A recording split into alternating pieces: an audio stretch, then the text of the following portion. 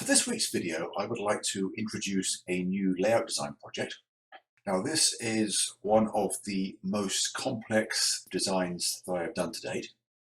The site is one end of a nominally 40-foot by 60-foot workshop. Here is the layout site drawn out to scale. The distance between the two side walls is exactly 39 feet. And by the time you've allowed for 2x4 furring strips and half-inch drywall on both sides, that brings it down to 38 foot 8 inches. In the other direction, it's only nominally half of the building, so for the time being, we just drew in the dividing wall at 30 feet. There are two windows close together in this one corner, and a door right next to it, and the door opens outwards, which actually turned out to be fortuitous, and you'll see why later. And to start with, it was thought that it would be a good idea to have a connection to the rest of the workshop somewhere near this corner, which is what the white area of this wall represents. Bearing in mind, of course, that since this wall hasn't yet been built, it can be anywhere, so I left a wide opening, figuring that somewhere in that area there would be a 3-foot gap for a doorway. That plan was eventually dropped, but I'll get to that later. The building is constructed as a pole barn, which means that there are double trusses about 11 or 12 feet apart. That's what these dark grey bands represent, and the light grey areas on the sides are a reminder that there may be height restrictions on the upper deck. Now, the customer did not want to go with a conventional multi-deck layout. Instead, he wanted what is known as a mushroom plan, hence the complexity of it. Because not only do I have to consider how the various decks join together, we've also got raised walkways to fit into the area, and in some cases we have tracks going both over and under those walkways. Now, many different footprints were proposed, some by me and others by the customer, although I'm only going to cover those that had a direct bearing on the final plan. Otherwise this video will be too long. Already I think I'm going to have to split it into more than one segment. The very first one I drew had the raised walkways running the other way. Even though I didn't think that was going to work, I just wanted to make sure I wasn't missing anything. Here is the first of the footprints that look promising. The light brown area represents the raised walkway, which I've drawn 3 feet wide. My regular viewers will know that I generally go with a minimum 3-foot aisleway, so that's what I've drawn here. Now, the customer wanted to represent a short section of the Norfolk and Southern Main Line and a short line interchanging with it, which he wanted to represent in its entirety. He also wanted a harbour area switched by a separate harbour belt railroad. Now, we weren't sure at the time whether that was going to be part of the short line or not, but he was open to doing it either way, either as one end of the short line or as a third separate railroad. Now, the intention was to keep the Norfolk and Southern Main Line on the main level. We see it here winding around the room in an inverted E shape with helixes at both ends down to staging yards, and the longest straightest section here would be the main yard, and the short line would diverge from it and climb all the way around the outside of the room, crossing the doorway to the workshop on some kind of a lifting section, and by the time it gets around to the main entry door, it'd be high enough to pass over it. Now, remember I said earlier that the door opens outwards, which is fortuitous because I don't have to be high enough to miss the door, I only have to be high enough to provide adequate headroom. And I ended up with about 82 inches, which by the time we've got some benchwork underneath it is plenty of height to walk under, although it's still a little shy of allowing a door to swing inwards. That should be pointed out before I go much further that the Norfolk and Southern was only meant to be a small part of the layout, even though he wanted to accommodate some long trains. He quoted one of them being 30 autoracks, which with appropriate locomotives is going to be about a 35-foot long train. If we recall, the room is about 38 feet wide, so we're looking at a train almost the length of the room. So of course it will not be all on the straight at the same time, but that's no problem because much of the terrain served by the Norfolk and Southern was very mountainous, resulting in frequent curves. With this footprint, there are 2 complete bays on the middle deck, but unfortunately this entry in the corner has a severe knock-on effect because with the wider space required for the helix having to be moved back about 5 feet to allow for a 3-foot walkway plus usable bench work along here. We end up with the jog in the aisle being further back. And then bear in mind, of course, this is the only place where the main yard will fit. I didn't want to squeeze it too much, so the jog in the raised walkway moves further down, which means that we end up with insufficient space at this point where the mouse is now.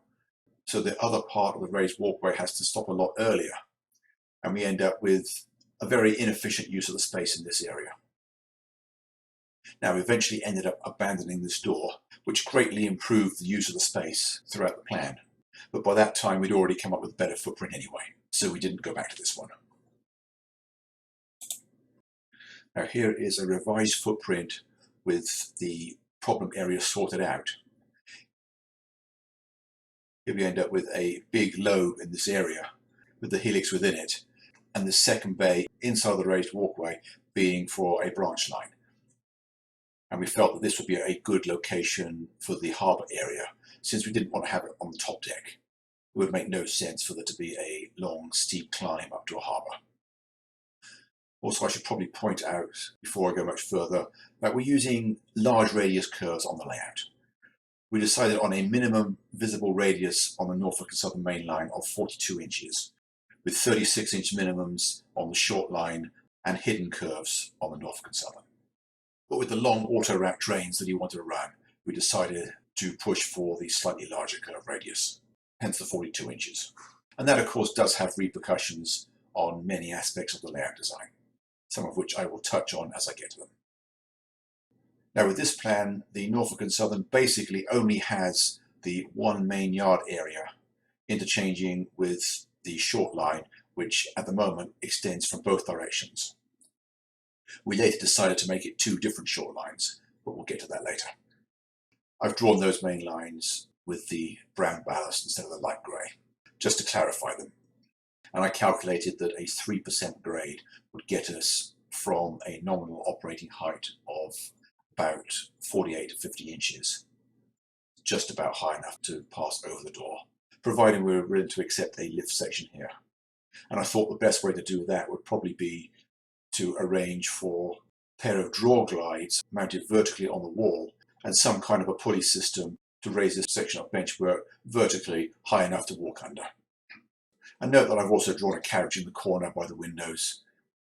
This wasn't asked for, but if you have the space for it, it's a good idea to provide comforts for operators, and also very important to make your wife feel welcome when she visits you in your train room, because you're going to be spending a lot of time out there. Now, since we didn't plan for any railroad on the main level along the west wall, and the grade to the upper deck would be fairly high, there's room to build workbenches and storage areas along the rest of this wall, although the customer decided to do away with that since he has the big workshop next door. And although there were some minor changes as the plan progressed, this is basically the footprint we ended up with. As I said earlier, there were many others that were discussed and rejected for one reason or another. And going into all of those is well beyond the scope of this video. The first change that was made was to abandon this doorway in this corner. Moving this helix right into the corner saved a lot of space at this point, and also improved the alignment throughout the entire railroad. It also allowed us to make better use of the west wall. So let's take a look at that now. Here we see the yard put in, and although we've gone with a very long passing siding, we decided to go with a much smaller yard, since the Norfolk and Southern is not really the main focus of his operations. That would be the short line. And he didn't like the idea of tracks winding their way backwards and forwards through the same scene to gain height, but he did think it would be okay with the 2 different companies' main lines running through the same mountain scene, with one on a downgrade and the other on an upgrade. By the time they part company in this corner, they are vertically about 2 feet apart. And we can see here I put a junction in at this point with a short mining branch for the Norfolk and Southern, which of course was known for having a lot of mine branches. And I suggested another one running around under the upper level benchwork in this corner. The customer had previously commented that it seemed to be wasted space otherwise. And he was okay with a rather narrow aisle around here, since it'd be for one person only. Now also at this point, a lot of thought was given to the height of the operating platform, because these trusses are a severe limitation. And at only 7.5 foot headroom, we can't really get the operating platform high enough to be able to have a comfortable operating height for the upper deck and still be able to walk under it. So we talked about various alternatives. Maybe we could dip down again in the middle, or maybe we'll leave it in such a way that the operators on the upper deck have to stoop slightly. And then we came up with what seemed at first like a crazy idea, but eventually turned out to be the way to go.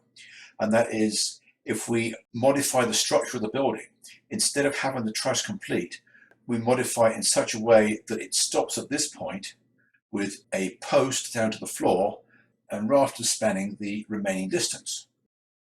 We've only got about an 8-foot span here, so a pair of 2x10 rafters are plenty strong enough to support the purlins above and give us plenty of room to walk under with a nice high walkway. The question then remains, can we design a post in this corner which satisfies the structural requirements of the situation? And since I have a lot of experience in the building trade, and before then did some engineering classes at architectural school, I came to the conclusion that I could certainly design such a post. This means that from this point onwards, we don't have to worry about the truss anymore, so the walkway can pass under it without hindrance. And with 4 steps, we can now have a walkway in the region of 30 inches high. That still gives plenty of room to walk under the rafters without stooping. We later went to 32 inches, which means at this point there is a critical location for taller operators. So we didn't want to have any operating area here where someone might be leaning over. Instead, we figured that if this is just a scenic run, operators on the upper deck will be walking by and the crown of their head will not be right on this side. It's going to be at least about a foot in. And although the rafter should probably still have some padding, it's no longer going to be much of an obstruction. I'm not quite sure what version we're at now, but this is just the middle deck. Here is the lower deck. As we mentioned before, we've got the 2 helixes, one in the corner and one in this big blob here, with staging under the main yard. A pair of reversing loops, which I always try to add in such areas. And because the direction of the helix at this point meant that there wasn't quite enough room to come off the bottom in a clockwise direction and then go around into staging, it had to loop around the top of this lobe and then cut under itself. And it seemed a shame to leave all that hidden, since it would be a good space for a nice little diorama right opposite the entry door. So you get to see an extra level of scenery below the main level. And it looked like there was probably going to be room to put a short passing track in here with a single industry off it. Even though it's a little bit on the low side for serious operation, a single industry is still better than nothing. Then the rest of this area could be used up with yet another mine branch, if the client decided that he wanted to put one in. Although we later scrubbed that idea, I will show you why later. And then here is the upper deck version. As we recall, the main line climbs all the way around the outside of the room on a 3% grade to the short line yard. Now this is the main headquarters where the short line is based and their locomotive servicing area. And operationally, this grade actually becomes a bonus rather than a problem, because although the rest of the short line is fairly level, it then has an operating challenge in getting the tonnage up the hill. So every day it would have to send enough power down the hill to haul the required tonnage back up again, which could lead to some interesting situations with variations in traffic. You might have a relatively long train heading down the hill with only a couple of locomotives one day, whereas the next day you might have a lot of horsepower coming down the hill with a relatively short train, because it's got to haul a much longer one back up again. And note how no part of the short line is hidden in a helix or anything like that. It's all visible, apart from a couple of short tunnels. And he wanted the run between towns to be long enough so that you didn't have a train in 2 towns together. So I threw in some long areas of open scenery with just 2 switching towns beyond it. Here is another variation of the lower deck, Whereas instead of having a short passing track opposite the door, and this area used as a mining branch, I've unwrapped the bottom of the helix and run it around the backdrop. Now if we can get low enough to pass under the walkway, we can then put a turnback curve in here, and then this entire area can now be part of the Norfolk and Southern Main Line, giving us room for a second full-length passing siding, which the customer agreed with me was far preferable to having a third mining branch. I mean, we've already got two, that ought to be enough. The only question is, can we make the elevations work with getting down under the operating platform at this point? And then another variation of the upper deck has routes running out of both ends of the short line's main yard. A short branch in this direction and a longer run the other way. And the run in this direction is still long enough for two distinct switching towns without cramping the open scenery between them too much. And of course, this variation and the variation for the lower deck are completely independent of each other. We can have one or both or neither.